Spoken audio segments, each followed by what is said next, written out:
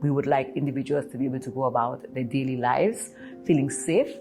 We'd like individuals to be able to go about their lives being able to actualize themselves without being discriminated against, without facing violence, without facing judgment on a daily basis. And from there, we continue to do litigation, because from the start of ECADE, we have had this in mind. However, we have been constrained by concerns about people's safety.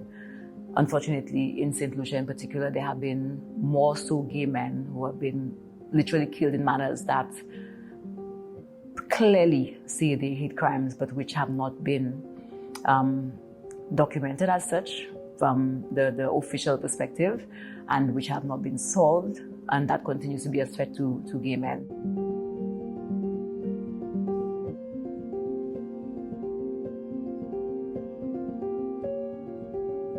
We have stories that are documented of queer women who are constantly not just attacked at work through what are considered to be work rules and dress codes, but who themselves are subject to violence, sexual violence, verbal violence, physical violence.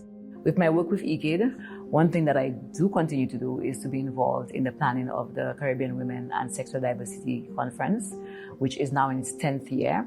Women in all diversity coming together, accepting each other, learning from each other, learning how widely people identify not just their gender, their sexuality, their ethnicity, and just having your mind and your heart opened up to the possibilities that exist as well. And together trying to just imagine a place where, how do we move from where we are?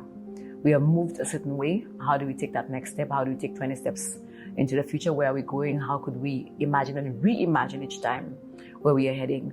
And that's just the value of this space, to just inspire people in that way and help people to connect in that way.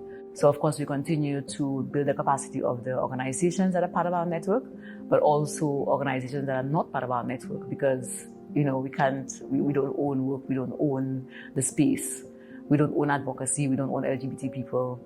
So whoever wants to come in and share information with us, with whom we can share information, who we could work together with to advance the cause, advance the movement, whether it be movements that focus on what would be traditionally deemed as feminism or women's work, particularly women's organizations focused on women and girls, on people living with HIV. We try to collaborate with all these organizations in just understanding that the capacity building of one NGO just redounds to the benefit of all of those in the space.